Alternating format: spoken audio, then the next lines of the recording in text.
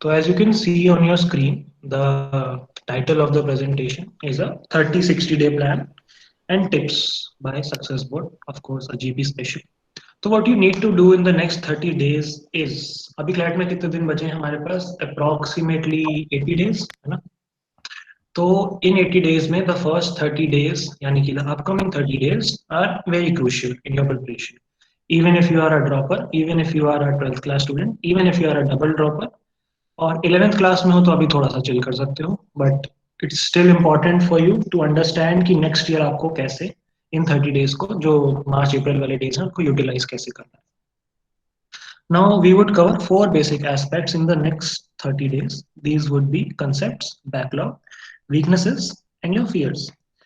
Now इसमें concept से मेरा क्या मतलब है? कंसेप्ट से मेरा मतलब है कि many of you have this query कि मैंने अभी लीगल अच्छे से पढ़ना स्टार्ट नहीं करी है, या मुझे लॉजिकल रीजनिंग में ये टॉपिक्स नहीं आते हैं, या फिर क्रिटिकल रीजनिंग में मैं इस पार्ट में लैग कर रहा हूँ.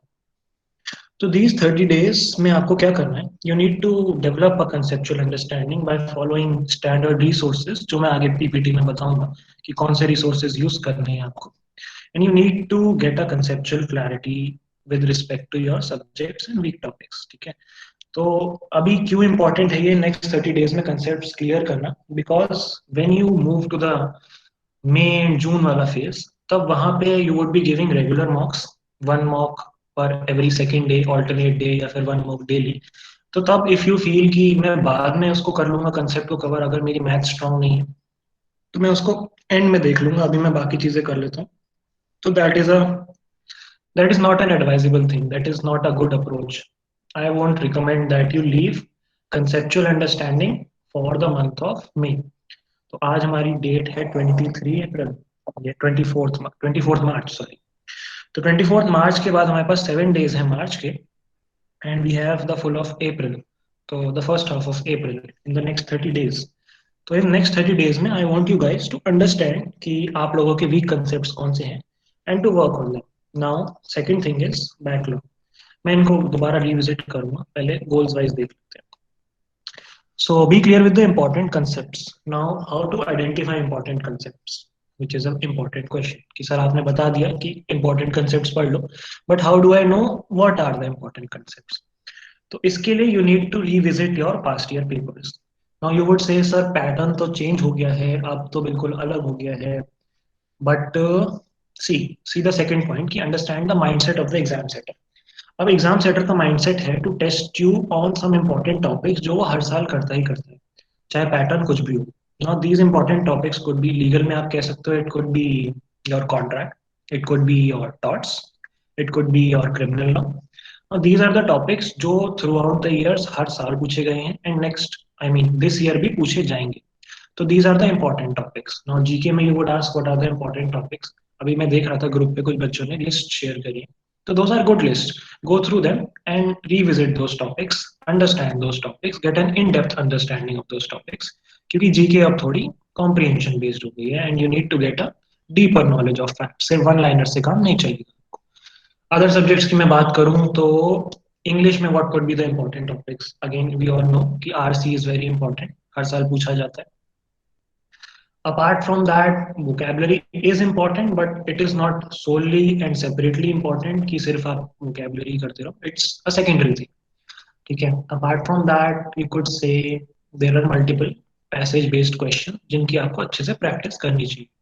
Now, these could be कि tone क्या है passage की, what is the author trying to convey. These type of questions are asked every year, and you need to be thorough with them. दूसरे subjects की मैं बात करूं तो एनालिटिकल रीजनिंग में क्या है इंपॉर्टेंट टॉपिक्स हमारे. Now these could be puzzles, these could be, जो हम ग्रुप पे डिस्कस कर रहे थे, जो तनीषा ने हमें इंपॉर्टेंट टॉपिक्स बताए वो वाले. तनीषा ने मैथ्स के बताए थे. She told percentage, SICI, profit and loss, time and work, topics like that. On the otherwise less important topics could be mensuration, they could be permutation and combinations. तो ये topics हैं जिनसे पहले क्लैट में सिर्फ एक एक दो दो क्वेश्चन पूछे जाते थे, एंड अब तो और भी कम हो गई. And if you are targeting other law entrance exams, तो you need to get a conceptual understanding of these topics as well, but don't emphasize a lot on these topics which are not being asked frequently. तो are you trying to get my point कि हमें smart study कैसे करनी है? We need to understand कि paper हमसे बार बार क्या पूछना चाह रहा है, हमें किस चीज पे टेस्ट करना चाह रहा है, एंड हम उसके अकॉर्डिंगली अपना एफर्ट डिवाइड करेंगे। जो हमसे ज्यादा पूछा जा रहा है हम उस पर ज्यादा एम्फेसिस और फोकस करेंगे, जो हमसे कम पूछा जा रहा है हम उस पर कम अपनी एनर्जी और टाइम वेस्ट करेंगे। वेस्ट तो नहीं, यूटिलाइज करेंगे। ठीक है। Now coming to the third aspect is overcoming the fear of your weak topics. Now a lot of you text me कि सर मैथ्स मुझसे नहीं होती है, मैथ्स से डर लगता है, मैथ्स सॉल्व नहीं हो पाती टाइम पे, मैथ्स समझ नहीं आती है। तो यार देखो, इसका सॉल्यूशन क्या है या फिर इसकी अप्रोच क्या है? What you need to understand is you cannot escape from this. You cannot leave maths altogether. That's not an option at all. कि अगर आप सोचो कि मेरी मैथ्स वीक है तो मैं मैथ्स छोड़ दूं एंड बाकी सेक्शन अच्छे से कर लूं और मेरा अच्छा स्कोर आ जाएगा, तो you are stupid, downright. I might sound rude, but yeah, this is a stupid approach because you are leaving altogether a complete section. And जिन लोगों को वो सेक्शन भी आता है और बाकी सेक्शंस में भी अच्छे हैं, they have an clear edge over you. And as I said group पे कि you have only 1100 seats of top NLUs, top 10 NLUs, and you are competing with a crowd of 75,000 people. So you need to get to be in the top 1.5%. So to be in the top 1.5%, you need to perform something which 98.5% people are not doing to beat them, right? अगर आपको 98.5% लोगों को आगे निकलना है उनसे, तो उनसे बेटर तैयारी भी करनी पड़ेगी, उनसे बेटर परफॉर्म भी करना पड़ेगा, एंड उनसे बेटर प्रैक्टिस भी करनी पड़ेगी। एंड डू यू थिंक कि अगर आप एक सेक्शन पूरा छोड़ दोगे या एक टॉपिक पूरी तरह छोड़ दोगे तो क्या आप वो 98.5% लोगों को पीछे छोड़ पाओगे? There a very less chance, very very less chance कि आप ऐसा कर पाओ। तो फ्यूचर का सवाल है, करियर का सवाल है, आई वुड से रिस्क मत लो। देखो 3 महीने की बात है, तो मैथ से डर रहे हो तो मैथ से भाग रहे हो, मैथ्स को अप्रोच करो, मैथ्स से लड़ो। ठीक है, उसके आगे हार मत मानो। Now how could you approach your, चैन नहीं मेरे को। तो sorry for the interruption. How could you approach your weak topics is you could break it down into simpler topics and simpler components, I would say. जैसे maths है, hypothetically speaking, maths is your weak topic.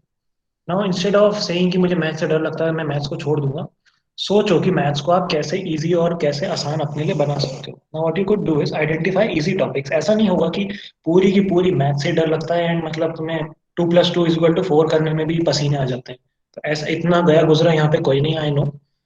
तो सबने maths पढ़ी है I guess, 10th तक तो at least पढ़ी होगी, उसके बाद अगर ऑप्शनल में छोड़ भी दियो तो इतनी टफ नहीं है मैथ्स या फिर कोई भी और टॉपिक या फिर कोई भी और सब्जेक्ट कि हम उससे डर जाएं एंड हम उसको ऑल टुगेदर स्किप कर दें।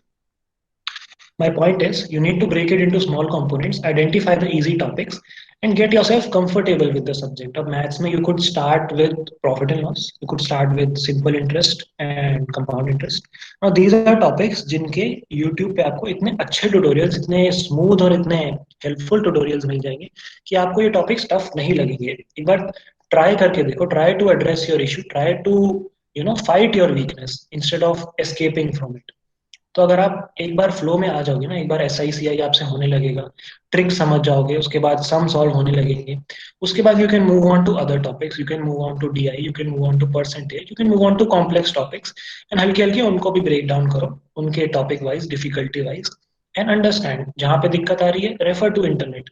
इंटरनेट इतना अच्छा रिसोर्स है आपके पास, you can talk to people, you can see YouTube videos, you can take assistance of Google, you can see PDFs, there is a lot of thing। तो अगर आपके पास इंटेंट और डेडिकेशन है कि मुझे ये टॉपिक समझना है और मुझे मैथ्स करनी है या मुझे क्रिटिकल में इम्प्रूव करना है स्कोर, तो no one can stop you. Only you are standing in the way of your weaknesses and nothing else. You are completely capable, you have a brain which is equal to everyone else. ऐसा मत सोचो मैं बुद्धू हूँ, मुझे maths आती ही नहीं है, मेरे भेजे में घुसती नहीं है, नहीं ऐसा बिल्कुल नहीं है। You are equally intelligent in comparison to the person जो मैथ्स में 20 on 20 ला रहा है, and you can be there. वो वहां पे एक दिन में नहीं पहुंचा, वो वहां पे प्रैक्टिस करके पहुंचा। पैदा स्मार्ट नहीं होता कोई, we become smart after thorough practice and study. ठीक है, तो this is all about how to overcome your fear of weak topics, and I would strongly recommend, strongly suggest you कि अपने वीक टॉपिक से मत भागो, उनको अप्रोच करो and see how you can make them easier, see what works for you and break it down and then overcome it, and I am definitely sure कि हो जाएगा। ऐसा नहीं हो सकता कि आप ट्राई करो, दोबारा ट्राई करो, 3 बार ट्राई करो एंड तब भी ना हो। ट्राई करके तो देखो। आधे लोग हम में से ट्राई भी नहीं करते, तो एटलीस्ट ट्राई। ठीक है। Now, coming on to the fourth component of this 30-day plan, you need to cover 2 to 3 subjects per day along with daily GK. Now, why do I say 2 to 3 subjects per day and not every subject every day? उसका reason है, उसका reason ये है कि firstly it makes your preparation very disorganised and it makes your preparation of सब standard quality as well. तो अगर आप पांचों सब्जेक्ट एक दिन में करने की कोशिश करते हो, यू थिंक कि मैं 2 घंटे मैथ्स करूंगा, 2 घंटे जीके, 2 घंटे इंग्लिश, 2 घंटे लीगल, 2 घंटे रीजनिंग और 2 घंटे क्रिटिकल, तो ये हो गए आपके 12 घंटे। अब 2 घंटे तो आप बहुत जोश में बैठे, पहला सब्जेक्ट जीके आपने खत्म कर लिया, फिर 2 घंटे के बाद जोश आपका 80% रह गया, और 2 घंटे के बाद जोश आपका 30% रह गया। तो क्या आपको लगता है कि क्रिटिकल के लिए आपके पास एनर्जी बचेगी? 10% एनर्जी से कर तो लोगे जैसे तैसे अपने आप को पुश करके, बट क्या उसमें आपको अच्छे से कंसेप्ट समझ आएगा, या एफिशिएंसी आपकी 200% आएगी जैसी आपको क्लैट वाले दिन चाहिए? बिल्कुल नहीं आएगी।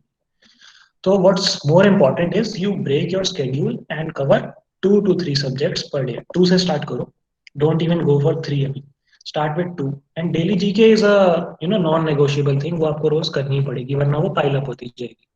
तो डेली जीके तो हमें रोज करनी है। By daily GK I mean current affairs, not static GK, वो you can make it weekly. ठीक है। तो करंट अफेयर्स हमें रोज करने हैं, अलॉन्ग विद दैट एडिटोरियल भी हमें रोज पढ़ना है। एंड उसके अलावा we'll cover 2 to 3 subjects per day.